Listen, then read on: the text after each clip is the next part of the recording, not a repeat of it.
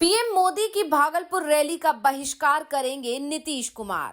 दिल्ली के सीएम के शपथ ग्रहण से भी नीतीश ने बनाई दूरी। पटना में एनडीए की रैली में भी शामिल नहीं हुए नीतीश कुमार। दिल्ली यात्रा पर भी नीतीश ने पीएम मोदी से नहीं की मुलाकात। नीतीश कुमार बीजेपी को एक के बाद एक झटके दे रहे हैं। बीजेपी हाईकमान को भी समझ में नहीं आ रहा है कि नीतीश कुमार के मन में आखिर चल क्या रहा है। एक तरफ तो वो बिहार में बीजेपी के साथ मिलकर सरकार चला रहे हैं, एनडीए के साथ रहने का ऐलान बार बार कर रहे हैं, लेकिन बीजेपी के नेताओं से ही वो दूरी बनाते दिखाई दे रहे हैं। 16 दिसंबर को अमित शाह ने नीतीश की सीएम उम्मीदवारी जब से खारिज की है, उसके बाद से ही नीतीश कुमार बीजेपी हाईकमान से मुलाकात को लगातार टाल रहे हैं। 2 बार दिल्ली भी हो आए, लेकिन बीजेपी नेताओं से वो नहीं मिले। और ये भी खबर आ गई कि नीतीश कुमार 20 फरवरी को दिल्ली के सीएम के शपथ ग्रहण कार्यक्रम में भी शामिल नहीं होंगे। इससे पहले पटना में कुर्मी रैली का आयोजन हुआ। वैसे तो इस रैली की शुरुआत 31 साल पहले नीतीश कुमार ने ही की थी, जब नीतीश कुमार ने लालू यादव का साथ छोड़ा था। ऐसे में एक बात तो साफ है कि नीतीश कुमार के लिए कुर्मी रैली बहुत महत्व रखती है, लेकिन इसके बावजूद जब एनडीए की तरफ से पटना में कुर्मी रैली बुलाई गई तो नीतीश कुमार ने इस रैली से भी दूरी बना ली। और अब तो खबर यहां तक आने लगी है कि 24 फरवरी को नरेंद्र मोदी बिहार दौरे पर आ रहे हैं। भागलपुर में उनकी रैली होनी है और नीतीश कुमार पीएम मोदी की इस रैली से भी दूरी बनाने के संकेत दे रहे हैं। तो कैसे बीजेपी से दूर जाते दिख रहे हैं नीतीश कुमार और क्यों बिहार में संकट में दिखाई दे रहा है एनडीए, आज हम इसी को लेकर अपनी इस वीडियो में करने जा रहे हैं चर्चा। तो वीडियो को आखिर तक जरूर देखें। बिहार विधानसभा के चुनाव में अब महज 9 महीने बचे हैं, तो सभी दलों की तरफ से जातीय गोलबंदी की तैयारी भी शुरू हो चुकी है। इसी वर्ष की शुरुआत में सबसे पहले बीजेपी के नेता प्रमोद चंद्रवंशी ने अति पिछड़ा वोट बैंक साधने के लिए पटना में चंद्रवंशी एकता रैली की। तो 9 फरवरी को पटना में आरजेडी विधायक रणविजय साहू की अगुवाई में तेली साहू हुंकार रैली की गई। और अब पटना के मिलर स्कूल मैदान में आगामी 19 फरवरी को कुर्मी एकता रैली हुई। कुर्मी एकता रैली के मुख्य आयोजक बीजेपी के अमनौर विधायक कृष्ण कुमार मंटू पटेल हैं। बिहार की सियासत में ये रैली काफी चौंकाने वाली रैली है, क्योंकि जिस जाति की रैली हो रही है उस जाति से मुख्यमंत्री नीतीश कुमार आते हैं, जो पिछले 20 वर्षों से लगातार बिहार के मुख्यमंत्री बने हुए हैं। और बिहार के राजनीतिक इतिहास को दोहराया जाए तो 31 वर्ष पूर्व 12 फरवरी 1994 को पटना के गांधी मैदान में कुर्मी चेतना रैली की गई थी। इसके मुख्य अगुवा थे वर्तमान के मुख्यमंत्री नीतीश कुमार। उस समय नीतीश कुमार लालू प्रसाद यादव के साथ थे और लालू प्रसाद मुख्यमंत्री थे। इस रैली में उन्होंने लालू के साथ रहते हुए भी ललकारा था और उसका फल नीतीश कुमार को मिला था।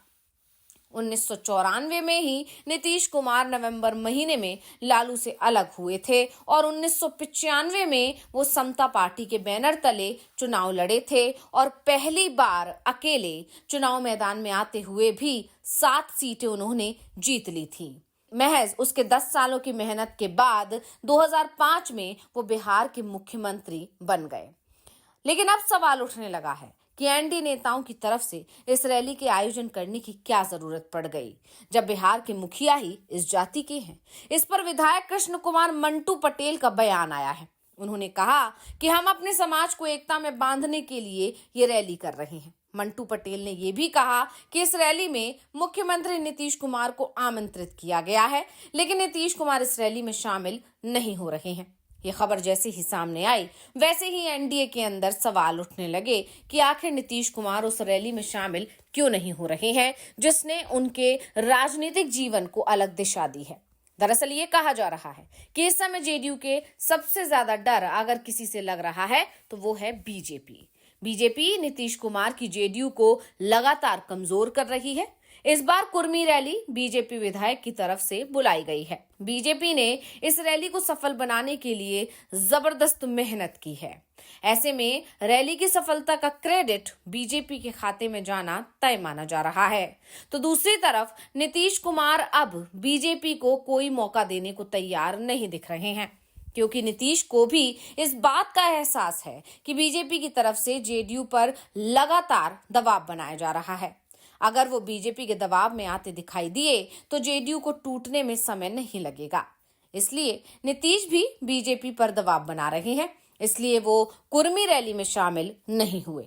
इसके साथ ही दिल्ली में सीएम के शपथ ग्रहण समारोह में भी उन्होंने हिस्सा नहीं लिया। जैसा 25 दिसंबर को एनडीए की बैठक में उन्होंने अपनी जगह ललन सिंह को भेज दिया था, वैसे ही इस बार भी ललन सिंह जेडीयू के प्रतिनिधि के तौर पर शपथ के कार्यक्रम में शामिल होंगे। नीतीश कुमार ना तो कुर्मी रैली में पहुंचे और ना ही दिल्ली के सीएम के शपथ कार्यक्रम में आ रहे हैं। लेकिन बीजेपी की सबसे बड़ी चिंता दिख रही है 24 फरवरी को भागलपुर में होने वाले पीएम मोदी के कार्यक्रम को लेकर। मोदी के भागलपुर दौरे की तैयारियां जोर शोर से चल रही हैं। एनडीए मोदी की रैली के साथ बिहार विधानसभा चुनाव के लिए अपनी एकता और ताकत दिखाने की तैयारी में है। इसके लिए बिहार में जबरदस्त तरीके से तैयारी भी चल रही है। लेकिन जिस तरह से नीतीश कुमार के तेवर बदले बदले दिखाई दे रहे हैं, उसके बाद से कहा जा रहा है कि नीतीश कुमार अगर इस रैली से भी दूरी बना सकते हैं।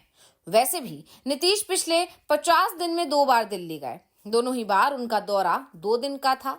नीतीश जब दिल्ली पहुंचे तो जेडीयू की तरफ से ही कहा गया कि वो पीएम मोदी से मिलेंगे, लेकिन हर बार नीतीश कुमार पीएम मोदी से बिना मिले ही वापस लौट गए। इसके बाद से यही चर्चाएं चल रही हैं कि क्या नीतीश कुमार बीजेपी से दूरी बना रहे हैं। अगर 2022 में जब नीतीश कुमार ने एनडीए को छोड़ा था और महागठबंधन में शामिल हो गए थे, तब भी स्थिति इसी प्रकार की दिखाई दे रही थी। नीतीश कुमार बीजेपी नेताओं के बुलाने पर भी दिल्ली नहीं जा रहे थे, बीजेपी हाईकमान से दूरियां बना रहे थे और इस बार भी उसी तरह की स्थितियां बनती दिखाई दे रही हैं। वैसे अभी तक जेडीयू के किसी भी नेता ने बीजेपी के खिलाफ तीखी बयानबाजी नहीं की है, लेकिन सियासत में नीतीश कुमार के पलटी मारने की आदत से जरूर बीजेपी हैरान परेशान दिखाई दे रही है। फिलहाल 24 फरवरी को भागलपुर में पीएम मोदी की रैली को लेकर अब सभी की निगाहें टिक गई हैं और रैली की सफलता से ज्यादा लोगों की नजर इस बात पर है कि क्या नीतीश कुमार पीएम मोदी की रैली में शामिल होंगे। अगर नीतीश कुमार पीएम मोदी की रैली में शामिल नहीं होते हैं तो उनके एनडीए छोड़ने की जो चर्चाएं चल रही हैं उन पर मोहर लग जाएगी। तो रिपोर्ट आपको कैसी लगी, हमें कमेंट करके अपनी राय जरूर दीजिएगा। इसी के साथ वीडियो को लाइक करें, वीडियो को शेयर करें और चैनल को सब्सक्राइब करना ना भूलें।